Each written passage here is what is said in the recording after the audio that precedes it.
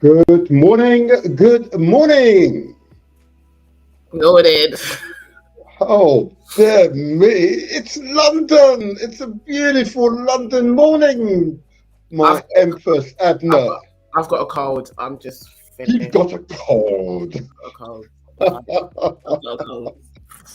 Oh, you'll be fine. Yeah, life is good. Life is good, my Empress Abner. Huh? It's so natural, huh? Life would be good if someone would come this morning, clean my house, did my ironing, and cooked for me and my son. That would be great. Oh, right. I can't promise that. So if anybody wants to offer to do that, that would be great today. Oh my gosh, you're inviting offers now. Oh, I'm come on not now. no, if you know any services from Anyway, let us begin. Oh, that warm drink of yours. Okay, let us begin. First of all, I want to thank all those of you who are up at 8 o'clock and we'll start this show.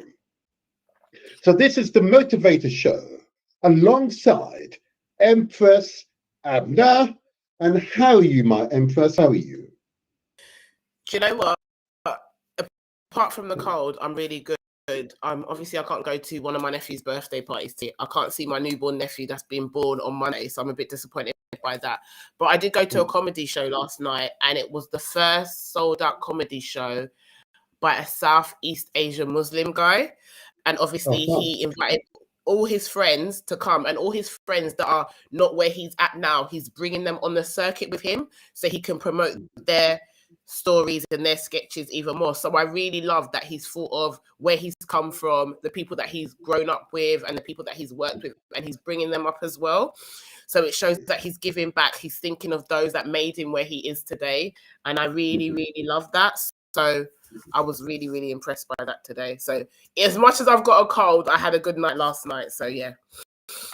Well done, well done, well done. And I have to say that I've had an interesting week. It was very intense. But I have to say, not only was it intense, but it was worthwhile. I know for certain we've made a difference. Working with other like-minded people, we definitely made a difference in a number of people's lives. And in one or two, you know yourself, we know we've made a difference. We're making progress. Working together is strong. Yeah. And I always say to people, families that stay together grow together. Yeah. That's absolutely true. So, yeah, I feel good. I feel really positive about the world. I really do feel positive. And I also, if you don't mind, my interest, want to congratulate our guest of last week. Yeah. What did you think about our program last week? I found it quite an interesting one. Yeah. We had Teo, the book writer, the That's right. Yes. what else did he do? He writes playwriter, singer. Yes. I Yes. call them jack of all trades. When they do so much, I call them jack of all trades in Yes. the Yes. art creative art section. So no, he was really nice. I was actually thinking about getting him to maybe write a poem to read for Hmm. Black History at my schools, Hmm. because I think it's very good that we get people that are upcoming or people that children don't know about to Hmm. aspire to be, to come and maybe do a poem or a little video for the schools in that I work in, because I think that would be really, really good. I suspect you're Next week is right. Black History Month. Yeah, in fact, I'm assured that you are right. Of course, Teo is I refer to as being an artistic genius. In fact, his genius was demonstrated last strong. He's an inspired activist, social activist. You can tell by the way he narrated the lifetime experience, and of course, he's also a Pan-Africanist. Yeah, someone who believes that all the African peoples, regardless of your community or tribal affiliation, should work in collaboration. A family that stays together grows together. Okay, That's the principle, and it is sometimes difficult for some people to fully appreciate the community or tribal affiliations are so strong they forget the wider family. Okay, and that is a lesson for us Africans to acquire and to incorporate as part of our conscious thinking. So we translate these words into action, and those action is to manifest family bond, family unity. Really an important lesson for many Africans right across the globe, but most certainly on the continent, to acquire and to incorporate as part of their conscious thought processes. Really important lesson, very important. That what Teo presented to us was that artistic genius that binds people regardless of your tribal or communal affiliation. You could appreciate its genius, its inspiration. He's someone who could take you from feeling down to feeling high and elated. I say to you all, this is a true African, Teo Aluko. I commend him to the audience, and I would make sure the spelling of his name is clear. For those of you who wish to review his work, I commend him to you. And the spelling of his name, of course, is Tayo. His surname is Aluko, Aluko. Look him up and look at his work. He's my Instagram friend now. Is your Instagram? Yeah. Okay, I need to get into Instagram. I know. Okay, yeah. I most certainly have linked up with him on Facebook, most certainly, and of course, I've also subscribed to his website, so I can be kept abreast of his events as they arrive. Yeah. But having said all that, he's of course a remarkable poet. And you recall the manner in which he recited his poem was really earth-moving. I have to say, we need to get him back again, and we talk about his poems to even greater heights. I look forward to it. But Teo, if you're listening, if you're viewing this show, please continue doing what you're doing. And on behalf of the community, thank you. And long may you continue your outstanding works.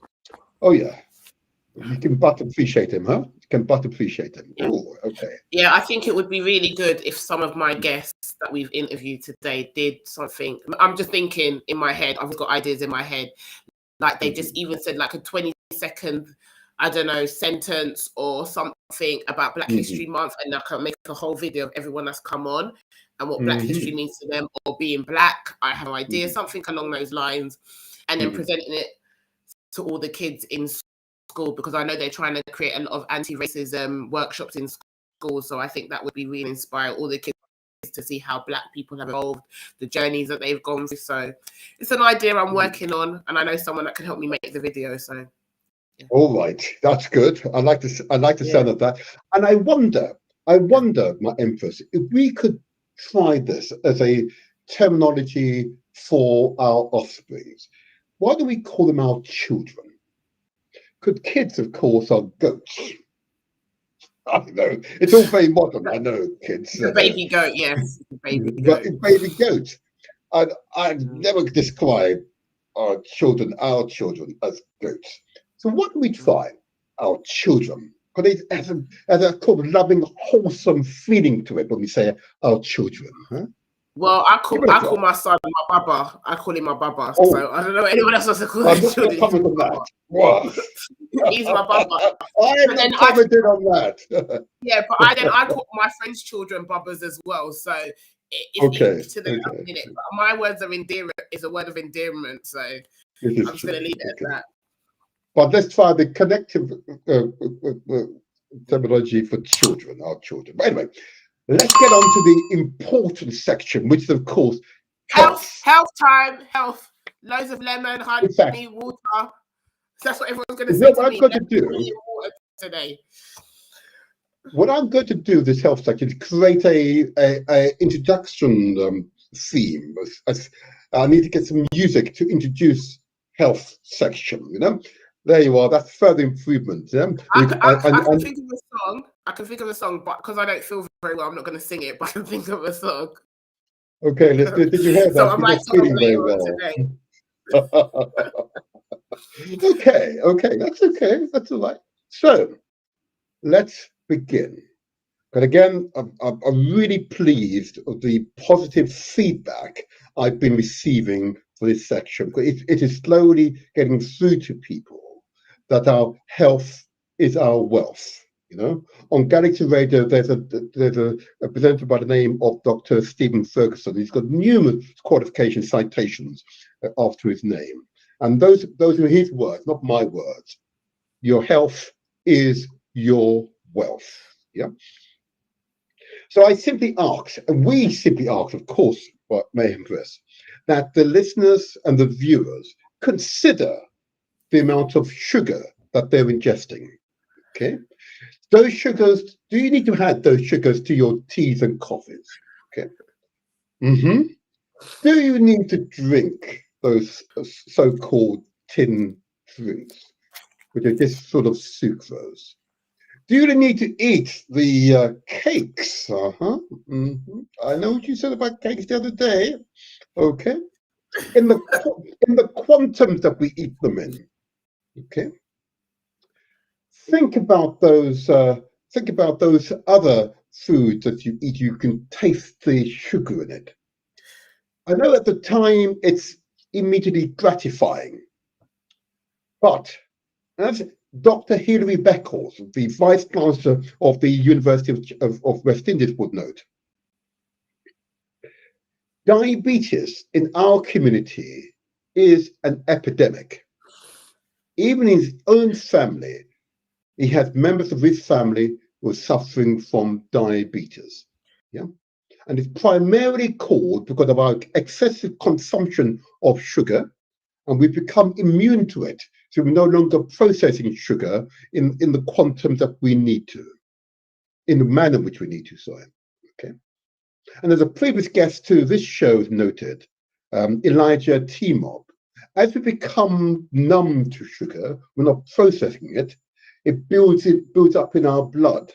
And when it builds up in our blood, of course, it is tremendously harmful to us. So diabetes is the common manifestation of the damage it's doing to our bodies.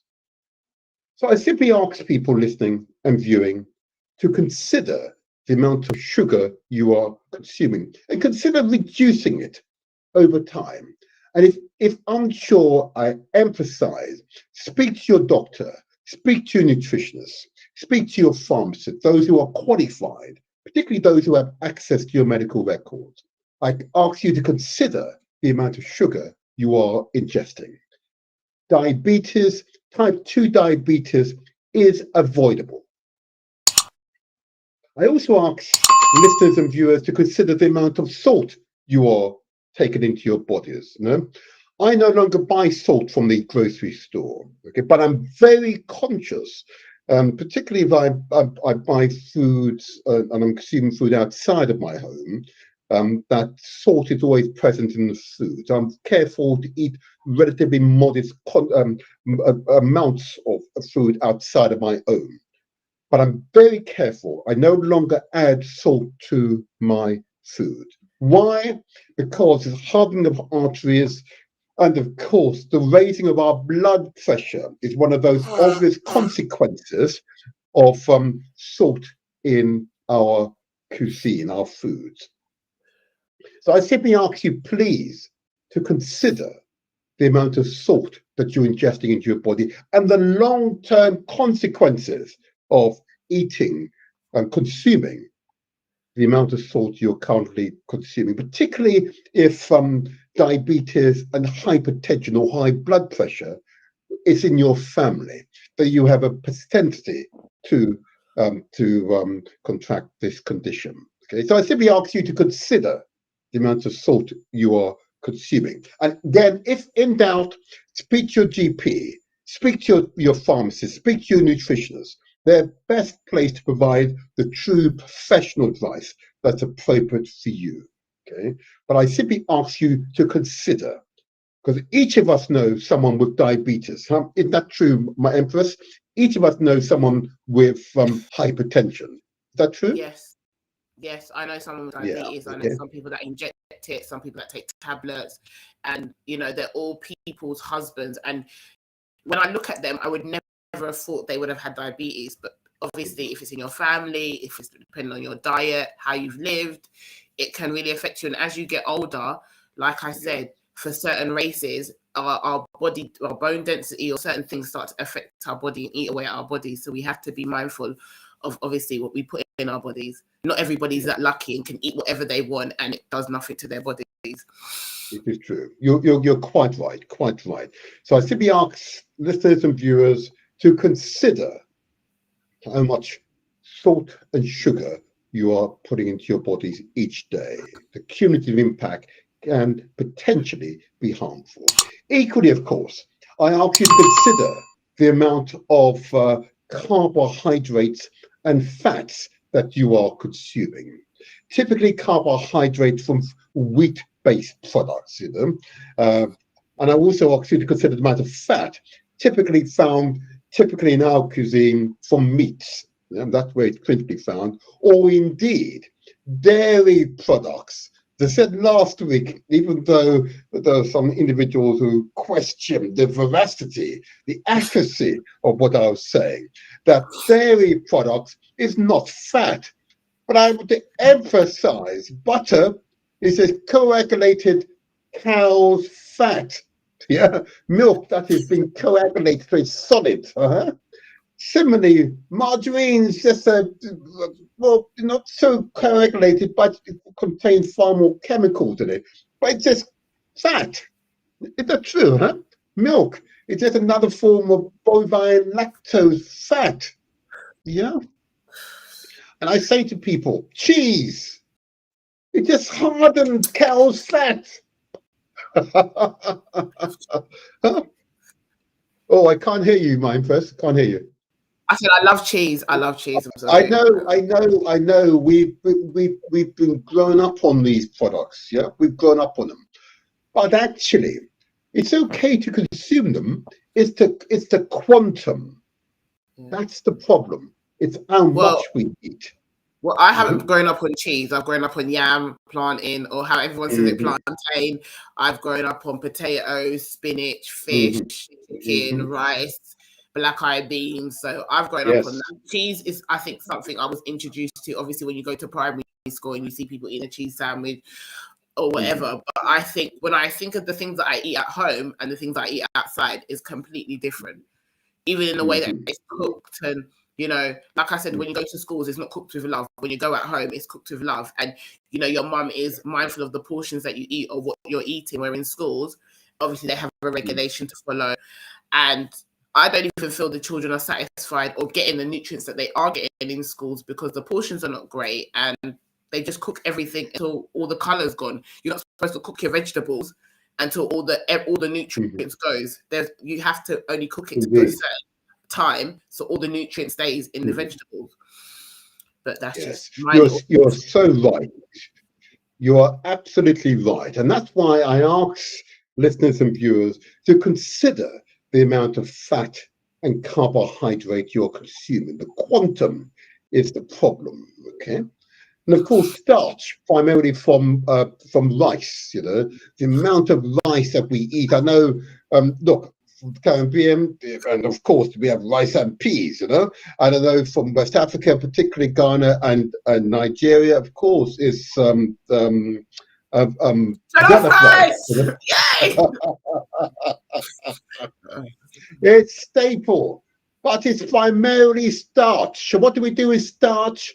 We convert it into sucrose and sugars, and we store it in our bodies. And that's why you see people with these pumped up bodies, big shoulders, big arms, big abdomen, big thighs, and some people big bums. Yeah?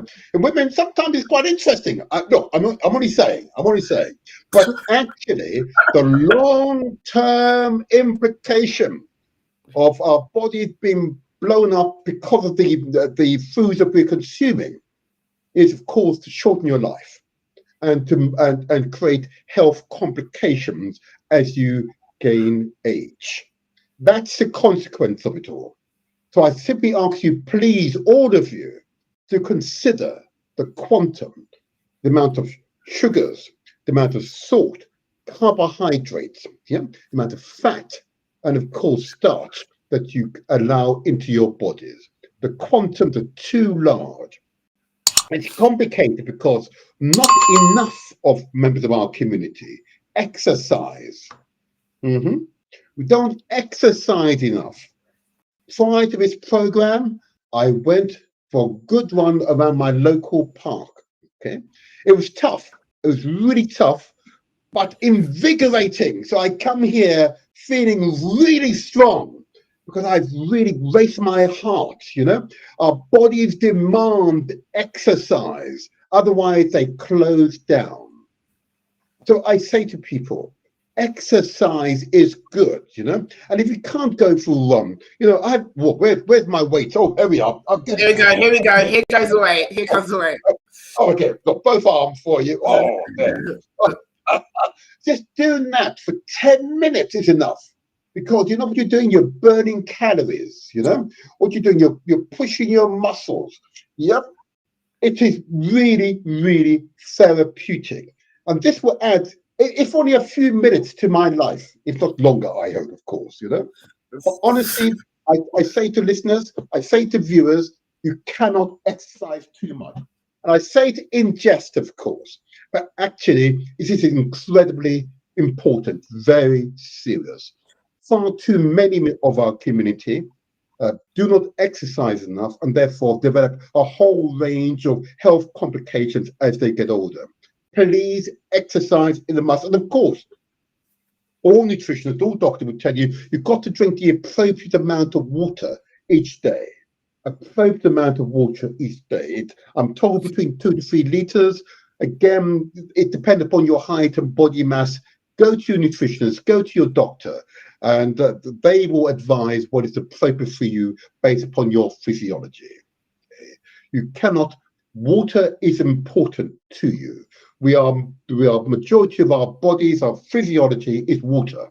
Okay, so water is important to you.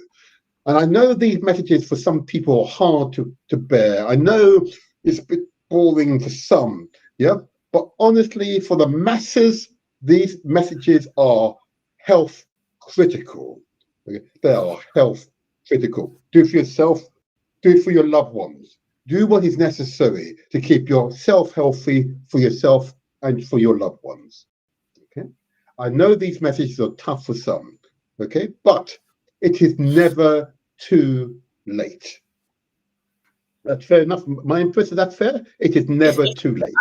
I understand what you're saying, but it is tough. And I think even if you do 20 minutes, you as a family all get together, go out in the park. I know the winter months are coming, or in the house. You just get together, like I said before, and you just do 20 minutes of burpees, jumping jacks, mountain climbers, go for a walk together. Even all of you, if you've got bikes, get on your bikes, go riding for a bit.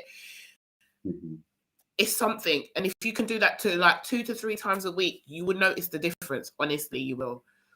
Like I've started, I'm proud of myself. So, haven't been to gym for 4 or 5 years, but I'm trying. I've got a gym buddy now. So I'm not going to mention her name, but yeah. Look, I'm confident because I know you well enough now that the path which you're on, okay, I predict that within 12 months, if you continue on this path, you're going to feel each day that you have so much energy, so much life in you. Okay, you'll feel so invigorated, yeah, that life will continue to get better and better for you.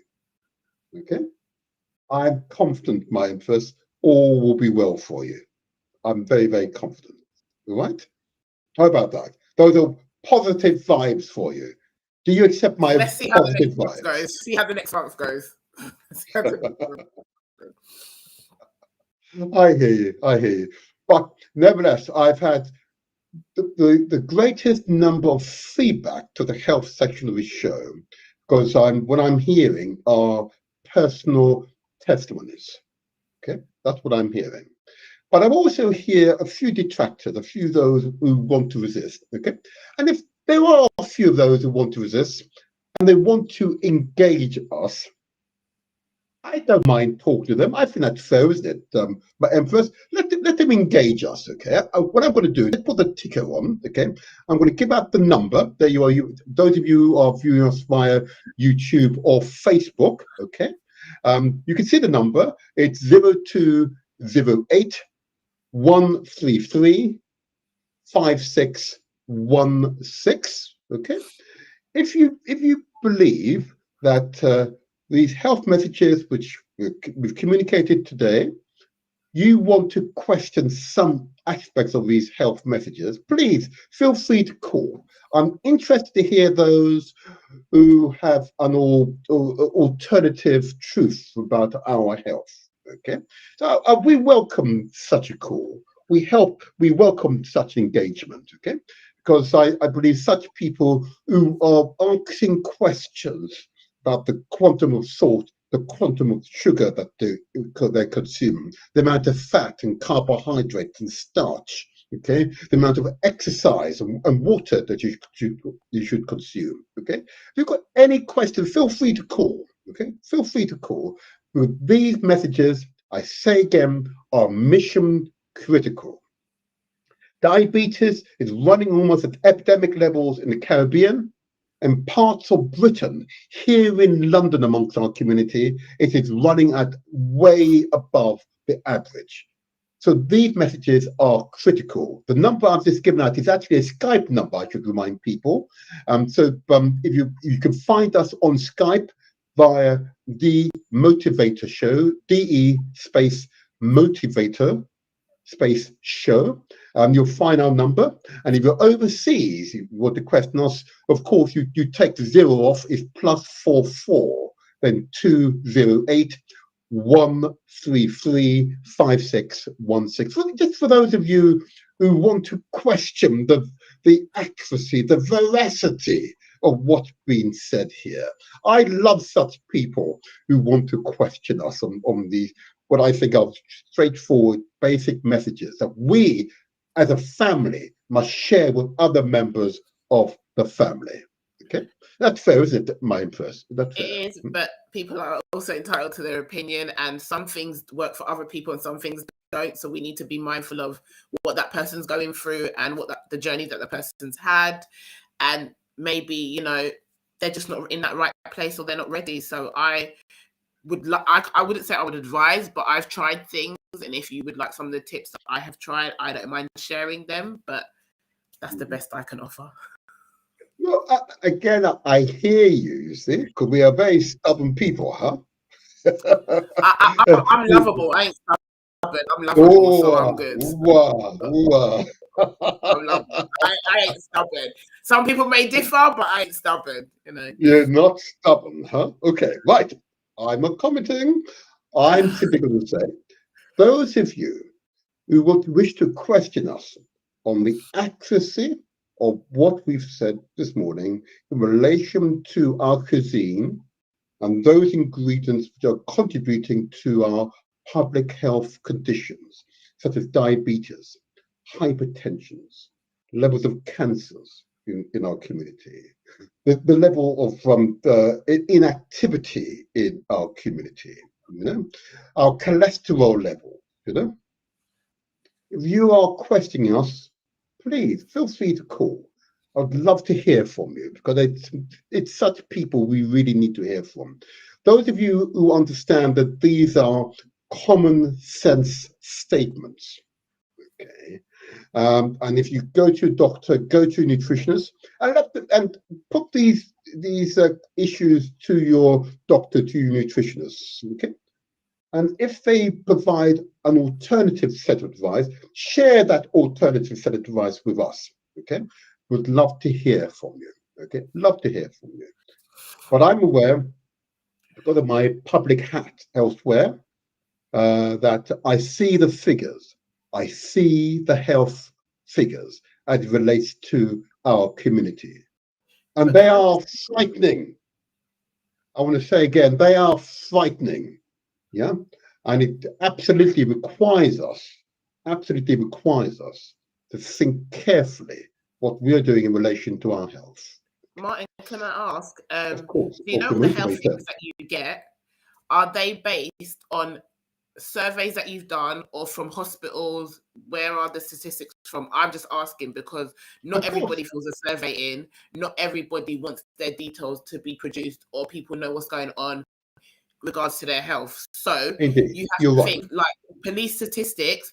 Not everybody fills it out. They don't account for certain crimes. They don't account for certain issues that are happening in our community. You remember, even if a crime happens and they're not reported, that still doesn't go in statistics. So with health, if someone's not reporting their health issues or not filling in the surveys, how do you know it can be as accurate as what you're being told? If that makes sense. Excellent. That's a beautiful question, and that was put to me on a number of occasions. And I suppose this is really the rub for us. It's a good question because, of course, the attempt here, of course, is that even though the statistics are being compiled by doctors, the people you see when you have your conditions, okay, they have a record of all those with diabetes, hypertension, we've got high cholesterol, we've got cancers, those who are relatively living a sedentary lifestyle, in other words, not really exercising.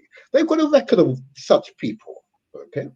And then they're noting their health journey, as it were, okay? And it's that information which has been relayed to you today, okay? So you can tell amongst particular so-called ethnic groups where there are concentration of certain health, public health conditions, such as diabetes and hypertension, which are the two big ones, and whether cancers and high levels of cholesterol in the community. Okay, so they come directly from the doctors. Now, I know we've got a call on the line and with number ending 9576. Good morning to you, sir, or ma'am even. Good morning. Good morning, Councillor. Do you have a question for us on health? I would like to suggest some stuff what can be used to reduce diabetes in the BME population. Okay, please go ahead. We got some of us have got we eat a lot of avocado, but we need to reduce the avocado because it's increased our cholesterol. Yeah. But at the same time, if we drink avocado leaf, boil the leaf and drink it and make tea, it reduces our blood pressure. Oh, yes. And also, it helps us as BME people. Another tip as well is the chocha. Sure. Yes. Steam the chocha. Yes. And you eat it like that. Don't cook it in the soup like we always cook it in the soup. Just steam the chocha on its own and just eat it like that. It reduces the blood pressure because it's the water in circulation for the blood pressure. Good. It's Althea, you're speaking to Althea. Yes, I realize, Althea, and it's good to hear from you. Good to hear from you. I need to speak to you later when you come offline. Of course. About the trip. Of course. So there's lots of things. It's like rosemary. For dementia. In dementia, you just start giving them rosemary tea. Don't give them the English tea. Give them rosemary bushes tea. Yes. And it reduces the dementia onset coming on to people. There's lots of things. And I research it because I do it for the pensioner center. So I usually go and bring in the things and research it on my elderly, and they'll come back and tell me the outcome. Brilliant. And I work with King's College at St. Thomas as well. The hospital. Yes. Stuff with Mr. Anderson. Yes. Yeah. Thank you. Yes, thank you. Yeah. Thank you. Yes. It managed it better. Thank you, but my sister, and thank you, Sister Althea. It's good to hear your voice. And yes, we'll talk later. Yes, we'll talk later. Blessings to you. My blessings. Your blessings. Bye-bye. Wow. There you are, my Empress, you see? the responses, people understand, yeah, and she has diabetes herself, so she intimately understands the need for us to be conscious of the potential for diabetes. If you don't have it, the potentiality of it, and how our cuisine could be contributing to increasing the incidences of diabetes in our communities, regardless if you're an African from the continent or from the Caribbean, or living here, born here. Our cuisine is the issue. Cuisine is the issue. But I want to thank Sister Althea for calling. Thank you, Sister Althea, for that. But I do like my food with seasoning. I don't like bland foods. Well, again, it's a mindset. No, you're right. It is a mindset. And what Sister Althea was just relating there is the natural living. We call it almost Ital living in Jamaica. And in fact, that's very similar to Ghanaian food. Yes. So, and in fact, that has taken it on to our forthcoming interview. Okay. So, Empress Abner and I, we did our first recorded interview. Okay, with an MP from the wonderful island, if you don't mind me saying that, Empress Abner, wonderful island of Jamaica, the land of my birth. Okay. It's actually the first time, despite the fact I've been doing this now for going on for 3 years, I've actually had someone, particularly from the ministry, in politics in Jamaica on the show. I'm not sure why. I seem to have tend to have had Nigerians and Ghanaians in the main. Okay, and you are great people, right? Yeah, I can go with that. Don't worry, I can go with that. Absolutely, absolutely. Nevertheless, it was really important that we speak to those in politics right across the Caribbean and Africa, and that's an intention that over time we most certainly will cover. Okay, it was an important interview because the want to engage with politicians in all the parties in Jamaica. Okay, really to understand what is happening in Jamaica from a socio-economic perspective. Understand the people, the current consciousness, and of course the economy and its growth potential. Okay. We were able, of course, Empress Abner, to engage with Julian Robinson MP. Now, Julian Robinson, a really impressive personality. I don't know if Bob might be saying this, okay? Now, he's the Shadow Minister for Finance, Planning and Public Services, okay?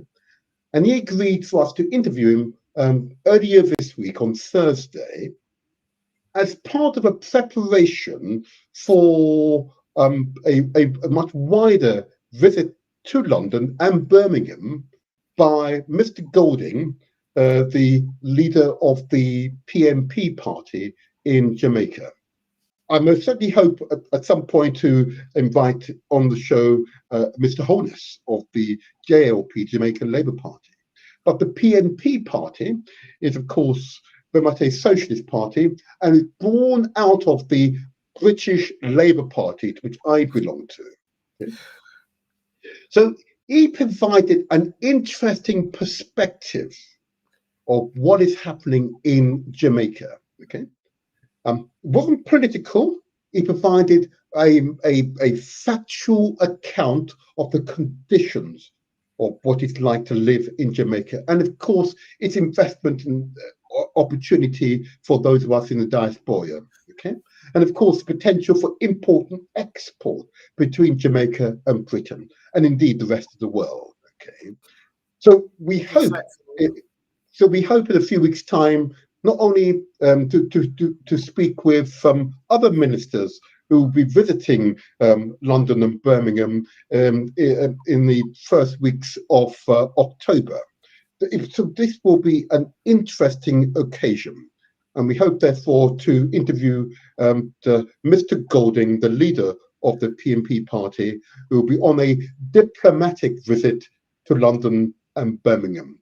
But to get us prepared for that visit, of course, Julian Robinson MP agreed for us to interview him. And I really like the way you put your question to him, Empress Abner. Huh?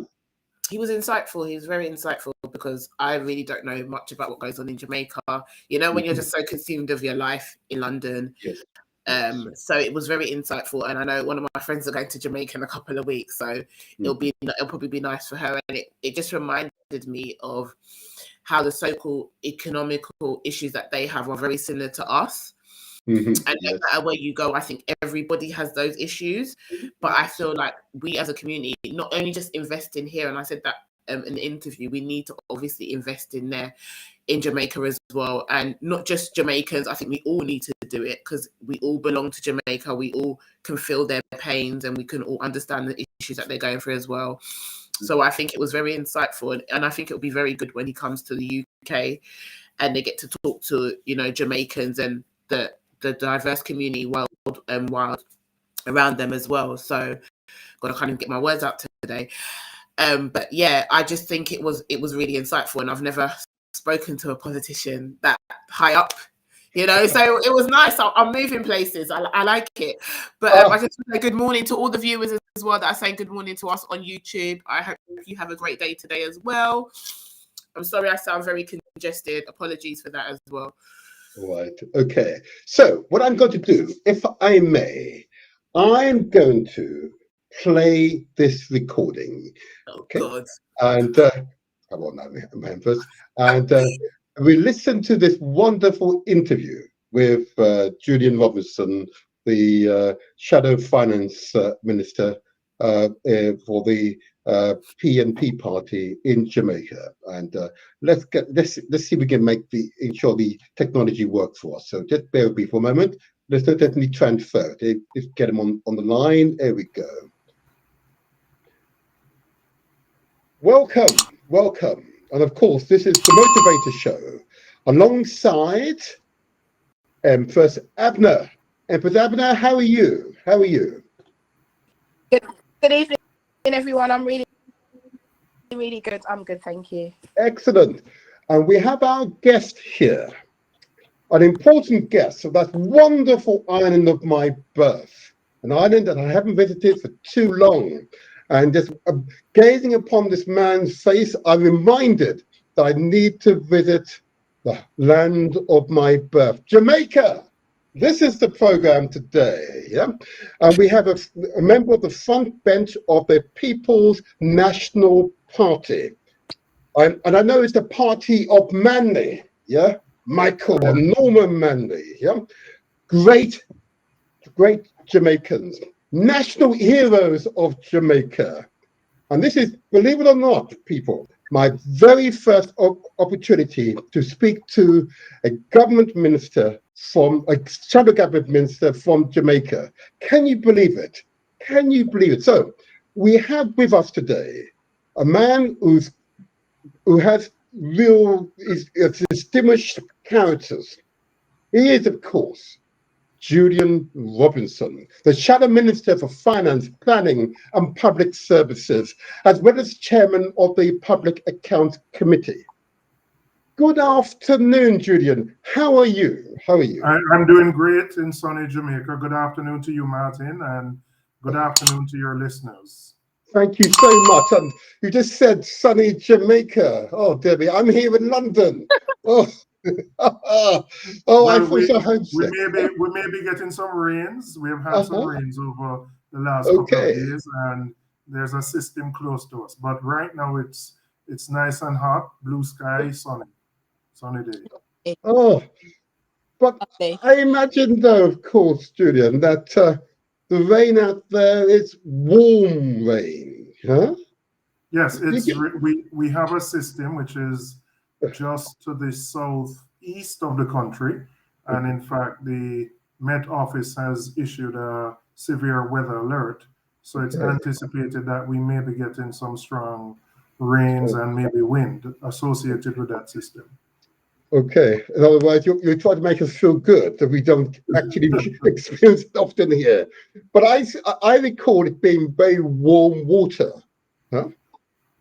You mean the seawater? No, the rain was always warm. That's one of my early childhood memories. It would be warm. I mean, it's not, we don't have cold, we don't have a cold temperatures here unless you're way up in the hills. So yeah, the rain is not, it's not cold rain. No. Blue Mountains. Okay.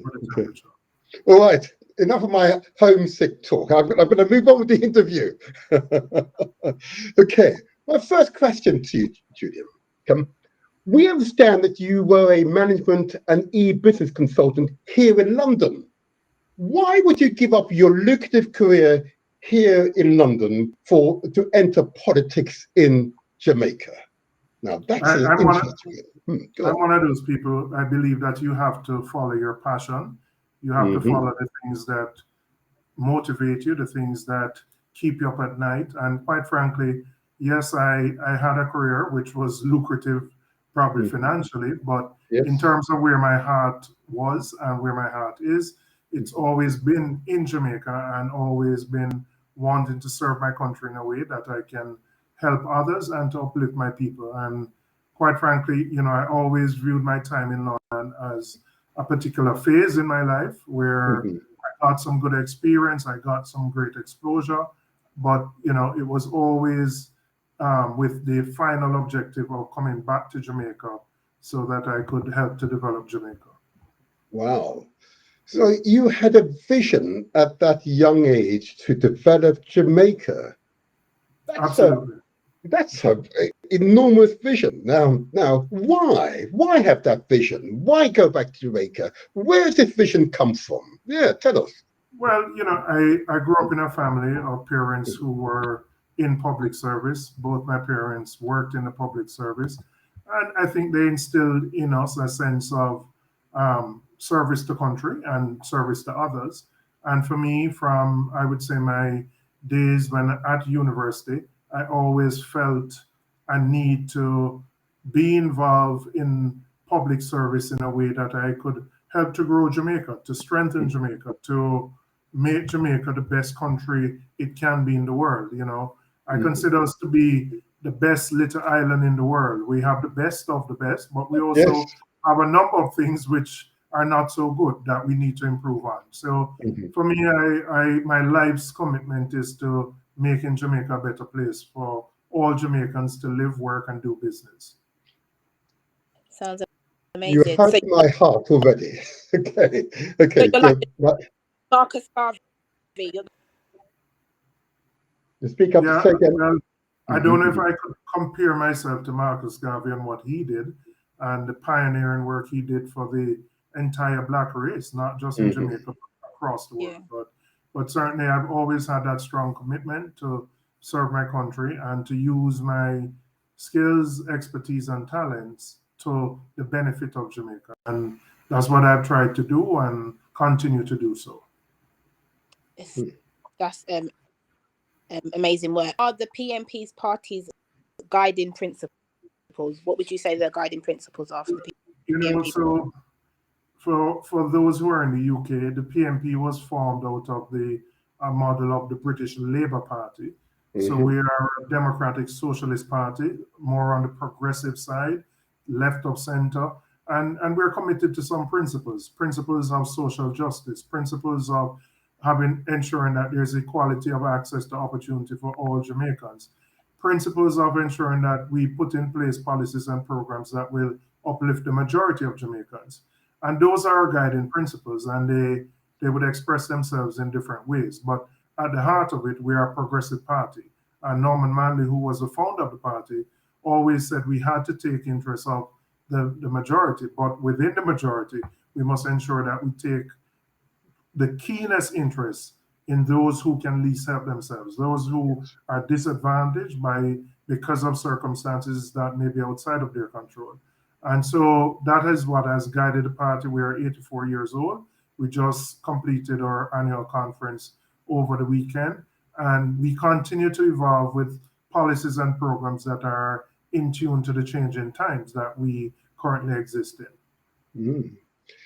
Those are truly powerful statements, I have to say. powerful statements. And the principles are principles I know from my childhood were drilled into my head, and I've taken that into politics here in this country. Oh, you never know. I might even visit you, Julian. You might even visit you. You never know. So tell me, share with us 3 lessons you've learned about Jamaican politics that people like myself and others who might aspire one day to return to Jamaica. What 3 lessons you've learned that we should take on board? Politics in Jamaica, well, it's demanding anywhere in the world, but I think Yes. the expectations of representatives are very, very high. And, the reality is that you don't necessarily get the resources to match what those expectations are.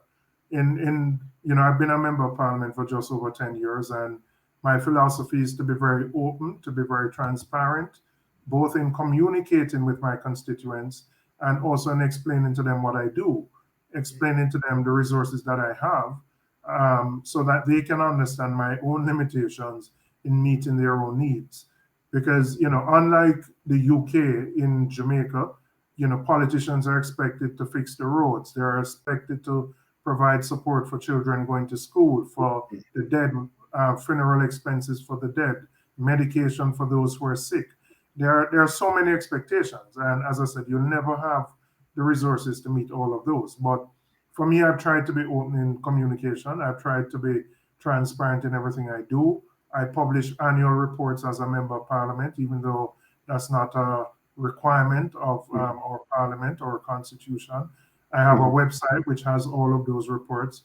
So for me, I think, openness and transparency builds trust. And I've tried to operate that way in public service. Believe it or not, the 2 countries are not dissimilar. The expectations you've highlighted are similar expectations I possess here in London. And I suspect the demand made by our constituents is no different. But just to qualify what you've said, but clearly Jamaica, in terms of its economic profile, is very different to Britain. Okay? Do you feel you are making progress in realizing the people's aspirations? It's a mixed bag. I think certainly, we're celebrating 60 years of independence. There's definitely progress that we've made. But, if you look at the overall equation, there are many areas that, we lag in. We have one of the highest crime rates in the country, which impedes growth. It hampers just personal security. And I would regard it as probably the greatest deterrent to the continued development of the country as a whole.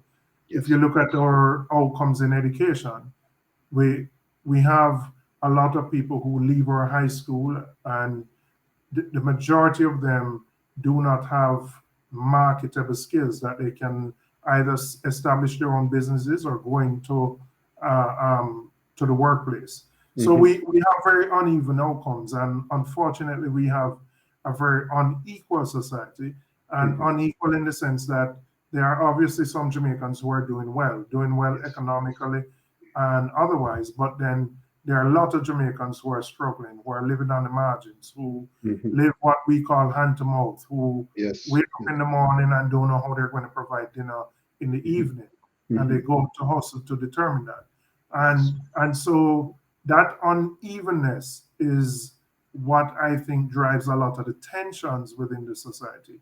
And it's certainly one of the things that we are committed to as a political party to trying to overcome, so that everybody can have access to a good quality education.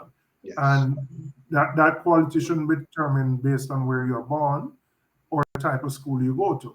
You should have the same access as a poor kid should have the same access as a kid who is wealthy.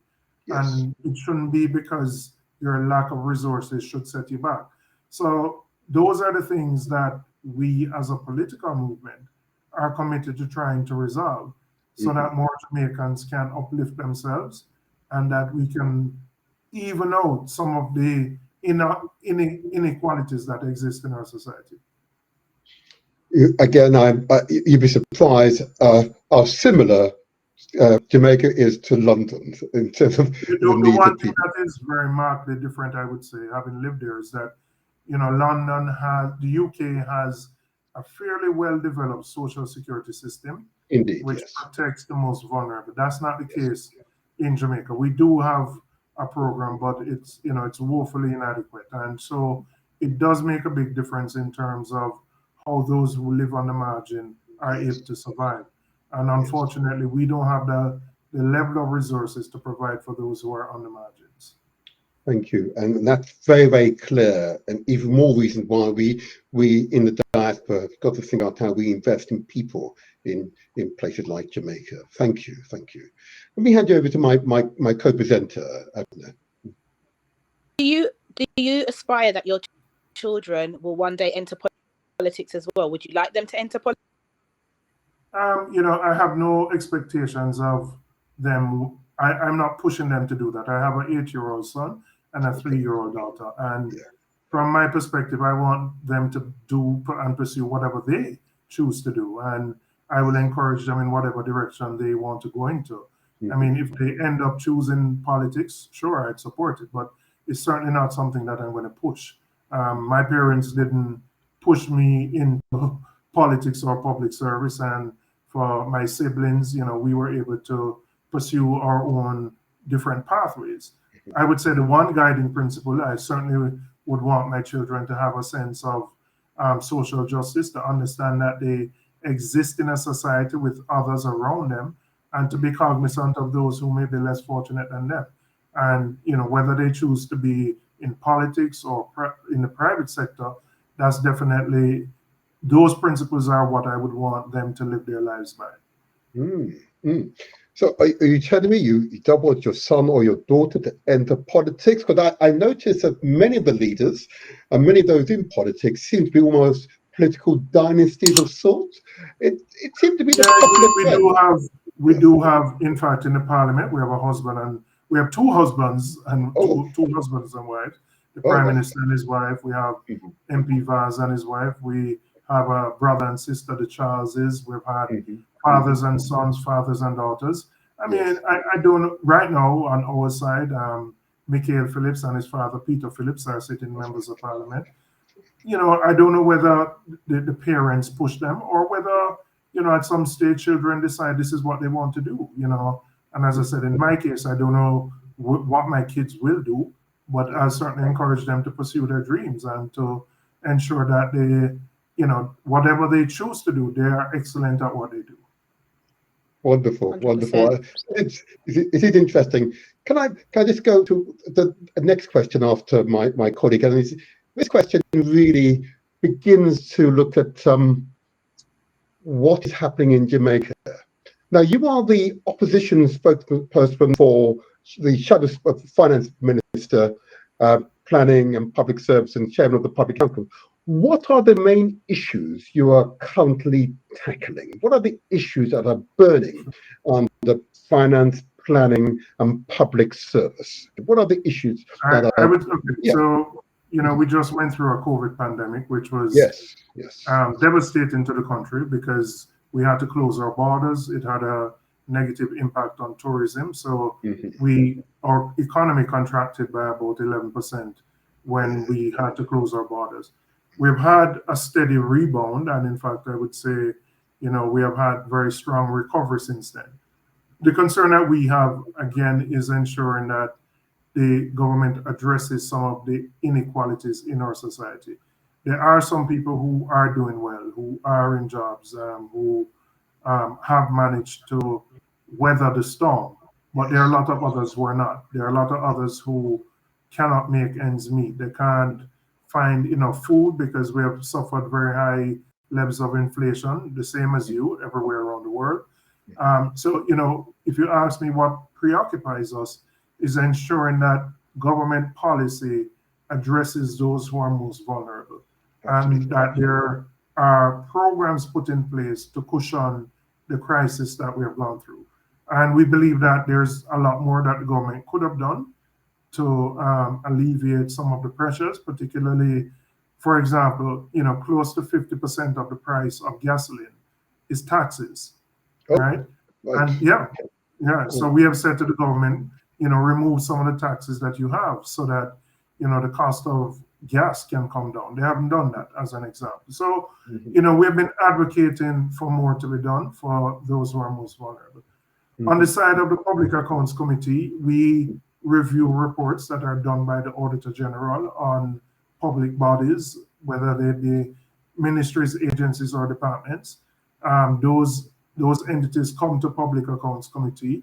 We ask them questions. We make recommendations about what they should be doing to correct the issues which arise. So it's really, that role is really one of accountability, ensuring that public agencies work in the way that they do, that they don't breach their fiduciary responsibility, and where that is done, that we hold people to account. So in summary, I would say those are the types of issues that we're dealing with as in the respective areas that I have responsibility for. Thank you, and that's very clear. I've read a number of articles about the Finance Ministry and the Public Services. I mean, what's always quite striking are the figures. Now, the value of the Jamaican dollar, of course, most certainly has been a steady decline.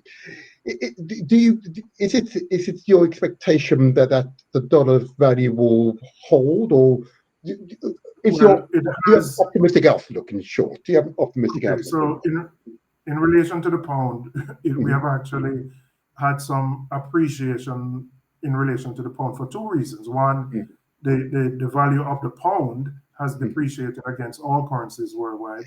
And also the Jamaican dollar has surprisingly over the last couple of months has appreciated, not depreciated. And that's due to a number of actions that have been taken by our central bank.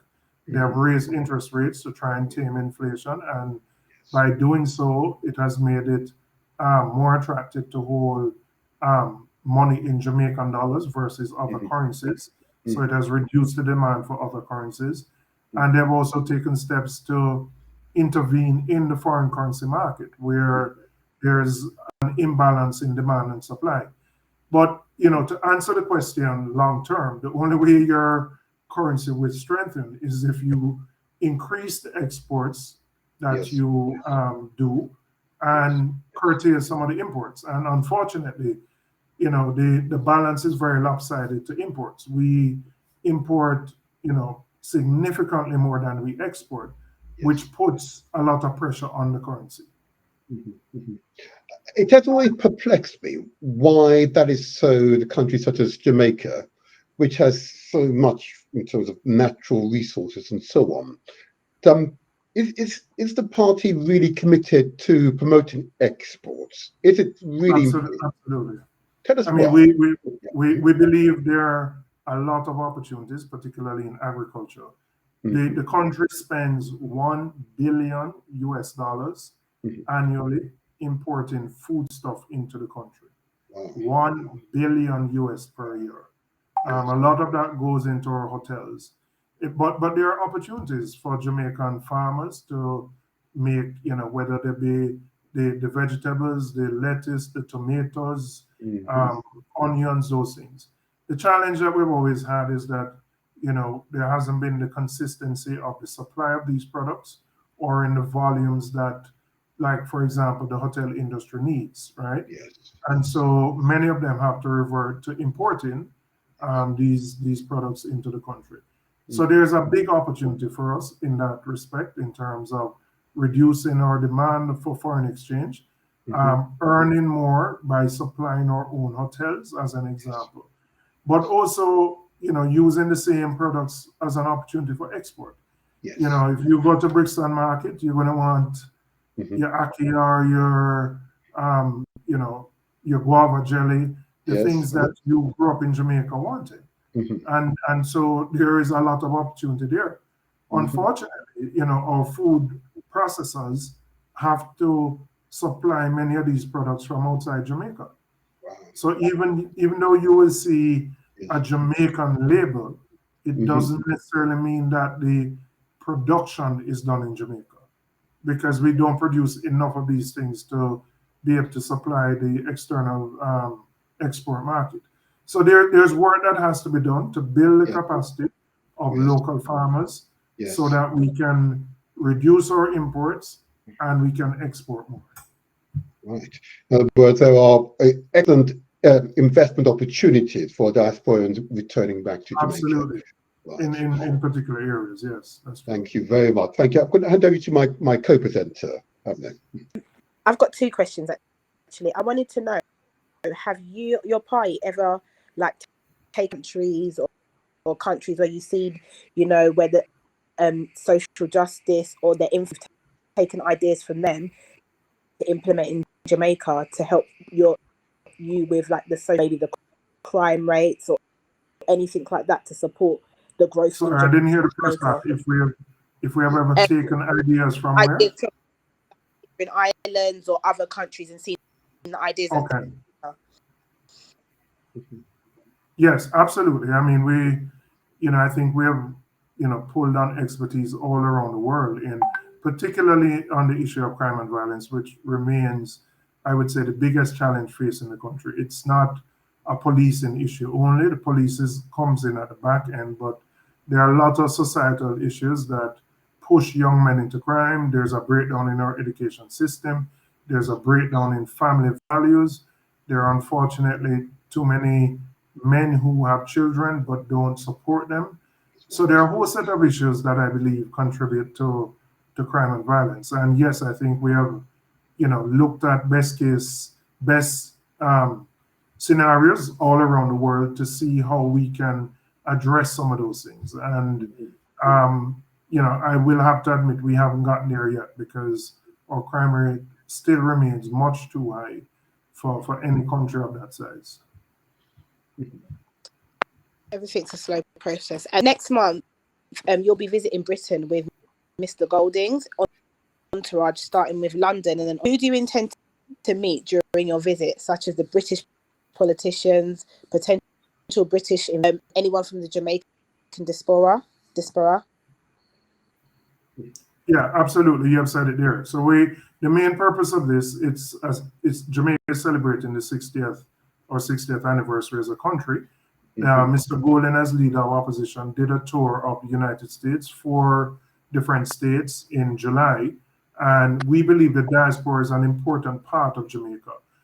Important in many respects. The contribution of remittances to Jamaica has been significant. And I would say during COVID, without remittances, we probably would have had not a total collapse, but we would have been near to a collapse of the economy without remittances. The Jamaicans who are in the diaspora who are investing in Jamaica, they are buying real estate, they are building businesses. So the diaspora represents an important part of the Jamaican population. So we think it's important to engage the diaspora, to hear what the issues are, to share with the diaspora what our plans, what our policies are. So we're going to be meeting with Jamaicans both in London and also in Birmingham. On the 7th, we're going to have a town hall in London. On the 8th, we're going to have a town hall in Birmingham. And we're also going to be meeting with politicians as well. Members of the Labour Party, there are a number of them who have Jamaican parentage. We're going to be meeting with those. We're going to be meeting with other local representatives who, again, have Jamaican connections. And also within communities that we know there are a strong percentage of the Jamaican population, we're going to be engaging with different stakeholders. So it's a variety of different individuals that we would be meeting with when we are here for the 3 days. Wonderful. If I may ask you, as regards to visit, because it clearly is the first visit, I believe, by Mr. Golding to this country as leader. And you said he will most certainly meet with members of the Labour Party here, and of course he will meet many of our community.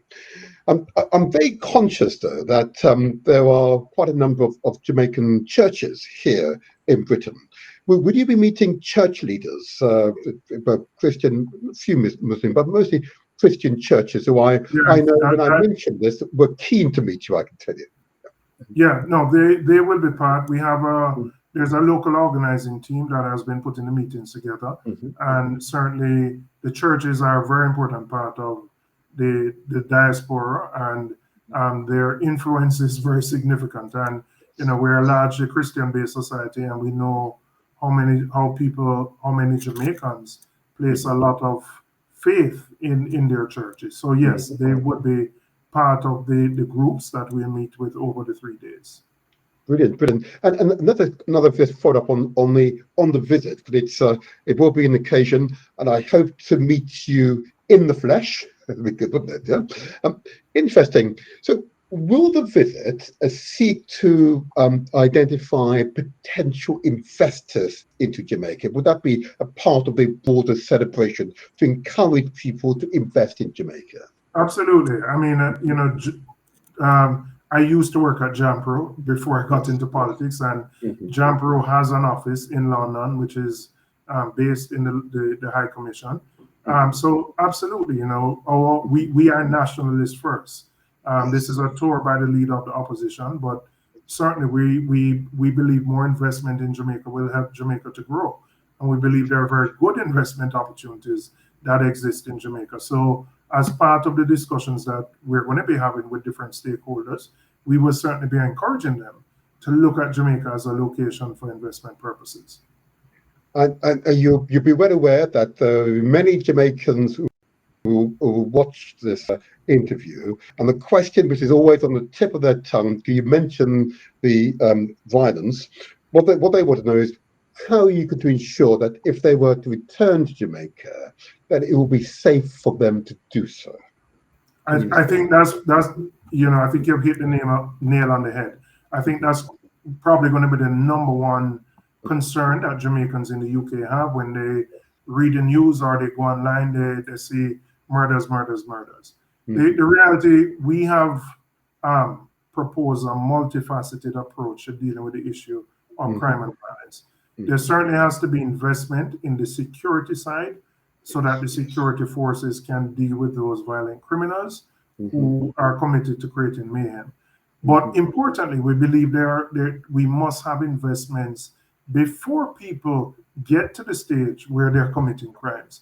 And so you have to improve our education system that we can remove the inequalities, that more young people can leave school with marketable skills so that they can either become entrepreneurs or they can work in a company or in the public service, as an example.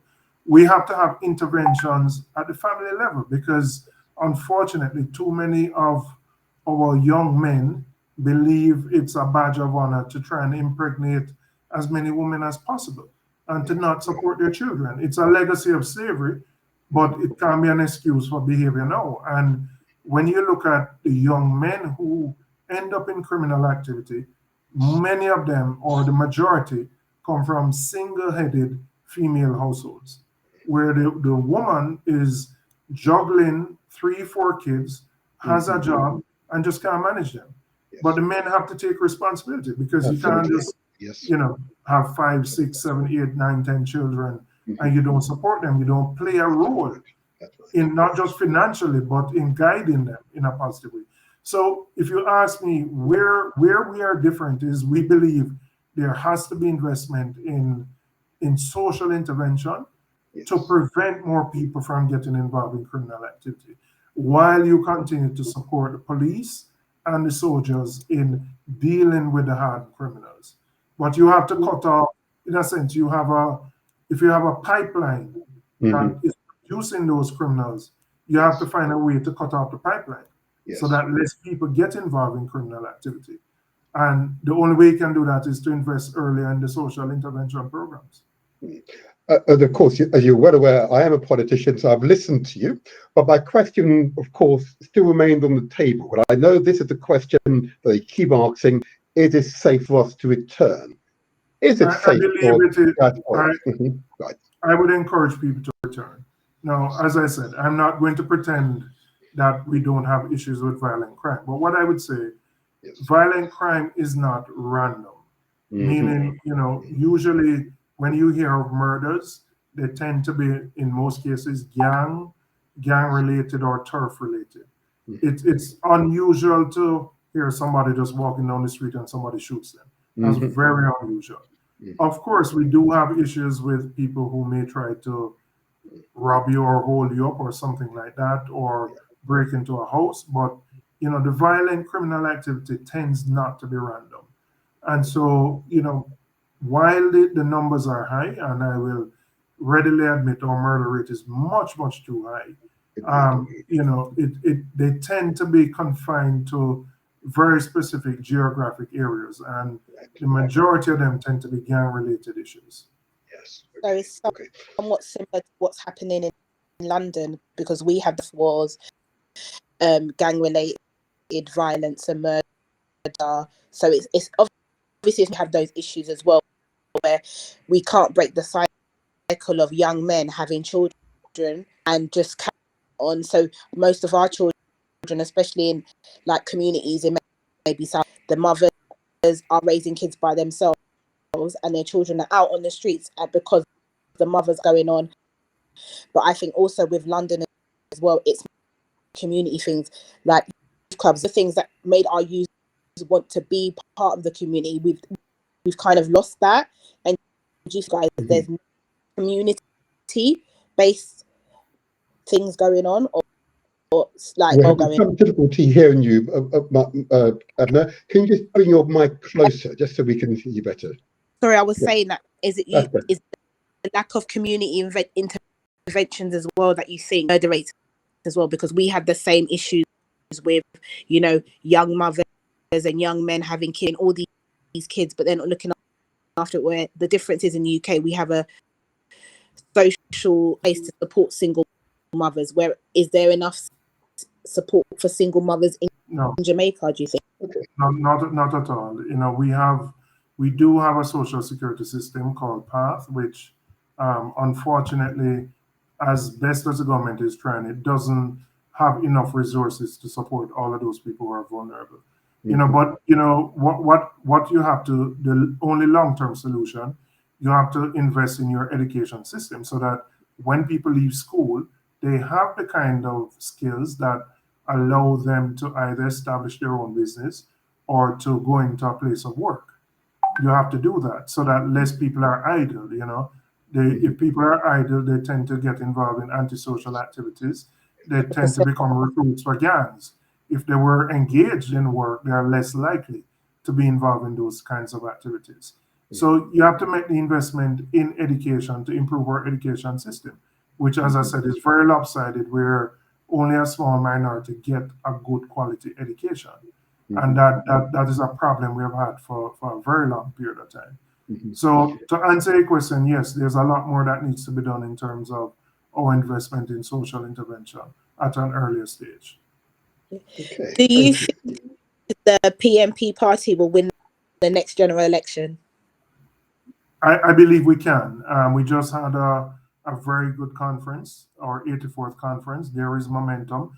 There's obviously a lot of work that we have to do because we have 14 seats. The government has 49 seats in a 63-seat parliament. But, we've seen in politics where a day in politics is a long time. Politics is very dynamic. We have to take our message to the people in Jamaica. Part of this tour is to explain to people what the party is about, what our philosophy and guiding principles are, what our programs are that will uplift the majority of Jamaicans. So we have to have that engagement with Jamaicans everywhere now so that they can understand what the party is about and work on building our constituency organizations so that whenever an election is called, it's not due anytime now, but that we are in a strong position to become the government of the country.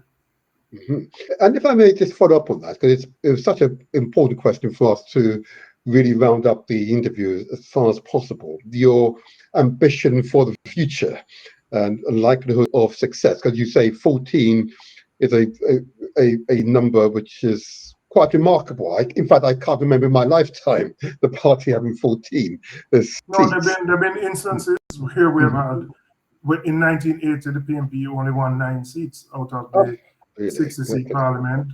When we came back into office in 1989, in 93, the JLP had about 10 seats, and in 97 as well. So you have had very, very lopsided parliaments over the last 20 or 30 years. Obviously, this is our worst showing in a very long time, since 1980. So there's quite a bit of rebuilding that we have to do to get back into a position of strength. And I believe you will. I believe you will. I do too. And let me just ask you as a supplemental question to your visit here in London. Okay, is it possible for us to also interview Mr. Golding and maybe Mr. Bunt and other members of the front bench? Absolutely. We can arrange that. And Thank I you. mean, there will be an opportunity over the 4 days to do that. So we absolutely will arrange that. Yeah. And we are particularly keen to maintain this contact with yourselves because it's I've had the opportunity to engage in many of the governments across Africa, but not so much the Caribbean. Okay, but I agree with you that Jamaica is an excellent investment opportunity for those who wish to invest. But of course, what we want to see, of course, is the government investing in the people. Okay, for the reasons which you've elaborated. So let me ask you this last question. One of my passions, for obvious reasons, is young people. They're the future. Okay, so in respect of your current or last manifesto, what did it say about young people and your vision for them? Just tell us a bit about that. I mean, again, we place a lot of emphasis on education and skills training because for most poor Black Jamaicans, education remains a tool for upliftment, for empowerment, and for them to have a better life. You know, for people who weren't born into resources, who won't have things handed down to them, they have to use their own skills and expertise to move up in life. So, you know, there's a very strong emphasis from us on ensuring that we transform our education sector. As I said before, on a couple of occasions, it's very lopsided. It's a very uneven system where the majority of people leave our education system after spending 10 years without any CXC subjects or without being able to read or write, you know. So, you know, we have to bring down the amount of students who leave our system that way. That also contributes to our crime problem. And we have to invest more in our training institutions. You know, you no longer have to go to a university if you want to be a coder, as an example, or if you want to be a software engineer. You know, there are shorter versions of skills training that you can engage in. And it's a very different world that exists now versus 20 years ago. Technology has opened up a lot of opportunities for people to stay in Jamaica and work anywhere in the world. And so it's important that we provide the infrastructure and the access to skill opportunities, skills training opportunities, so that those Jamaican youngsters can become the best in whatever they want to do. And we have demonstrated as a people that we are among the most creative and talented anywhere in the world. Absolutely. And I like those words. So my final question, we like these programs to produce an action. One of the mottos for this program is that success is ours for the taking. And we, of course, want to translate all these great words into actions. What action would you like to see follow from this interview? What action should the... Well, I would like to... Yes. While I don't have the exact location, we're going to be having a town hall in London on October 7th, and we will have an opportunity to tell you where that town hall is going to be. It may be in Southwark, but I don't have the exact location. And so I want to invite all Jamaicans to come to that town hall, to come and engage with us, express the views, the concerns that you have, and hear from us on what our plans and programs are going to be. Similarly, we're going to be going to Birmingham on Saturday, the 8th of October, and I want to invite Jamaicans in Birmingham to come to that town hall. The details will be provided in terms of location and time, but if you ask me for a specific action, those are the ones that I'd like to see Jamaicans come out and talk to us, and let's have a conversation. Thank you so much, Julian Robertson, MP. Thank you for being with us today. What you've demonstrated that a little island in the Caribbean can produce great men and women. Okay? And if I may say so, and I want to say this, that it's. I listened to you. Beautiful accent. I no longer have the accent. Can you imagine? Ha, there you are. But nevertheless, my heart is with you all times. All right. Absolutely. Thank you for being an outstanding. Thank you for the opportunity. Thank you so much. My guest may want to say something to you. My co-presenter. Thank you.